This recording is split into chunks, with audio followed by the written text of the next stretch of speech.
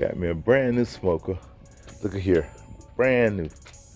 Somebody bought a brand new smoker and set it outside, never used it ever. Just let it sit out in the rain and rot away. But this is perfect because this is the exact size smoker that I have. And what I've been wanting to do was make me a bigger smoker. But now this here is the same size as my smoker in the back. And so what I'm gonna do is cut all this down. And this side here, I'm gonna cut it off, grind it across here, and join this part on top of my smoker and make me one big huge smoker. I should have like 4 foot of clearance total on the inside. And like this stuff like this right here where it's resting up top a little bit, I can grind that down and fix that, replace it, no big deal. Only difference from this smoker and mine, on my smoker it was the first version that came out of this version here. So what happened, it had one solid door. So it had the handle on the other side, you open the one big door up. But on this one they changed it so you wouldn't have to, if you wanted to adjust the smoke or something, you open this small door here, you would be down to the smoke chamber. And so this here is perfect because like I said, I'm gonna cut it right across this thing here and I'm gonna tack weld it and make me one tall smoker. This is my smoker, the one I've always used and done my magic with. And as you can see, like I'm saying, same size, but you had this one big door right here. So the one big door opened up. And as you can see inside, it's solid. But I'm gonna cut the top off of it and make me one big tall smoker back here. So I have probably 4 foot clearance on the inside, especially when I'm smoking sausage and a lot of big stuff like that. I have a lot more room. Just stripped it down, got me some good pieces out of it. The bottom piece right there, the burner and all that stuff is real good. Like I said, it's brand new, never been used. And the drip pan, all that stuff, because mine was in pretty bad shape. The gas line, all that stuff is just like new, you know, because it's never been used. Something else I can use, because like this, all of this out here is rotted out, but the piece right here in the middle on mine, from the heat from the fire, is starting to flake away and stuff like this right here. So I'm gonna cut that out with my grinder and save it and use it. I'm gonna tack weld it. Everything's solid in that section, so I'm gonna cut it out and I tack weld it in the bottom of my smoker. So I have another solid floor in the middle. Oh, look at there, got the legs cut off that lady. And this works out perfect by having that smaller door up top with a hinge on the bottom.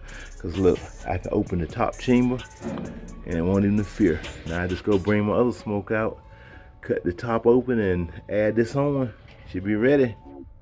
Okay, as you can see now, like I said, when you open it, this is what I'm saying, it's glad. It got this lip right here separating the bottom door from the top door. As you can see, like the young boy said, I got the wig split on that sucker now.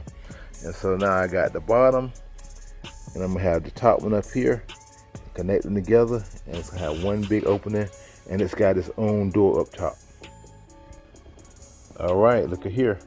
Only thing is, when they put that bottom door on, they had a hinge on the left instead of the right, but that's no big deal. So look at here.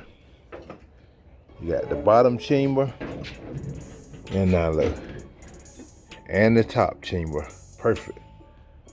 That's a good 4 foot of clearance of cooking area. And now you see what I was saying about that lip being in there. The doors don't interfere with each other. If I would have had another one with one solid door, the doors would have hit each other. See that gap in between? That's perfect. I finished my construction and got interrupted because the power went out for some reason. Somebody must hit a light pole here. Okay, here we go. I got like I said, got the bottom cut out of the one that was rusted. Got all that rust, complete bottom gone. And then I got the top cut out of this one, where it's open chamber all the way to the top. And what I did, I took some of those side pieces off that rusted part on the bottom, cut it off and made me a lip. Got it bolted in all the way. And as you can see, it's actually sealed tight too, all the way around. So I got that overlap. And that's what I'm gonna flip this one here upside down and sit it on here.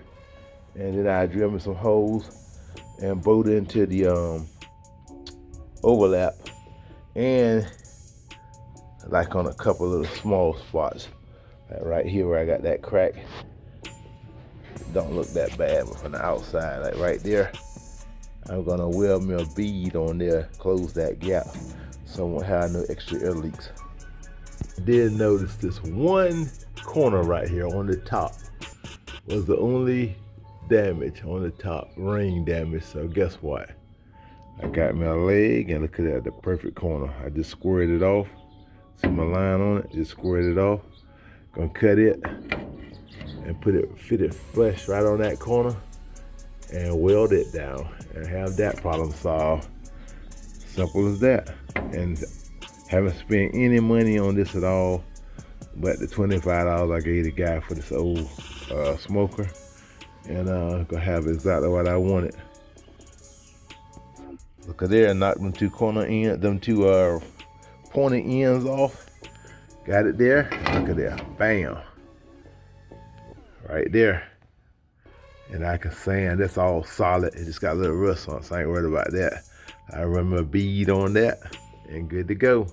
See how these places like this look real bad and rusty, weak, and like that right there looks rusty, but it's not. It's solid. It just got a little rust and no water sitting on it, because as soon as I hit it with my grinder to hit it clean, look at that, it knocks that rust right off. That's solid. So get ready to finish up here. Well, I said if I was gonna do it, might as well do it one time.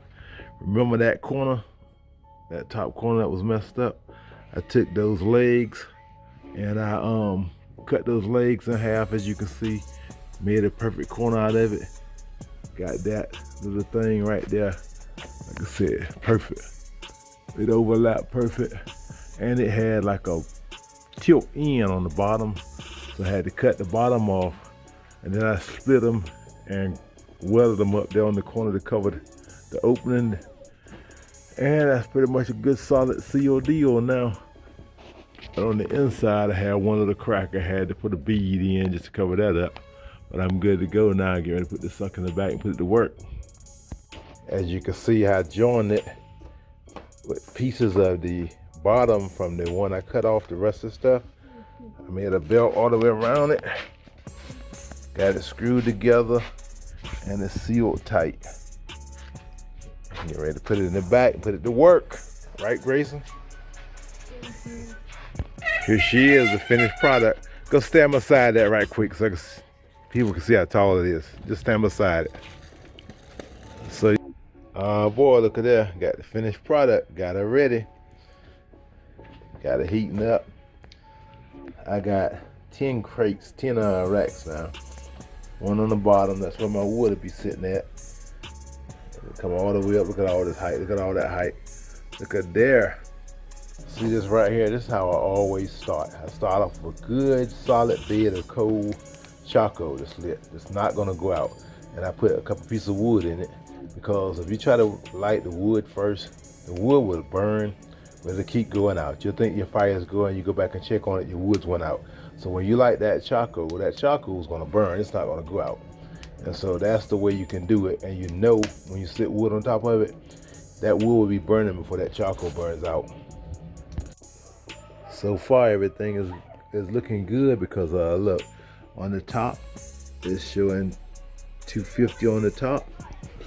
And it's also showing some different gauge, but same thing, it's showing 250 on the bottom. So that's good. Got a consistent heating chamber from top to bottom. That's very good. One of the best and easiest things you can cook on a smoker. Holy cow barbecue rub church meat. This right here. I've done the video before, but this is the test run for my new smoker build. All you do is, like you see, I got a lot, look here, a lot of mayonnaise. I put it in the pan, blot it out. It's probably it's 6 chicken breasts. Okay, you notice I got my chicken breasts together in the pan. I don't cook them like this. I put the bottom side up first, because I'm gonna cook them with the bottom, with the cut side, the smooth side. Outer breast gonna be facing up. And so what I do is I put them together in the mayo together. So when I'm putting the first layer for the bottom side of the seasoning on them, you're not wasting it, throwing it all over the pan and all that. So my new best friend is done its job. Like I said, look at all that space in the bottom. Go up top. Look at there. There's the chicken. That house gonna be full, but it won't be no vacancies next time I cook on this thing. Every room gonna be full. Here's your reward. All that mayonnaise that you put on it, people think it's fatty. It is, but what happens is it works as a baster on the chicken when you're cooking it.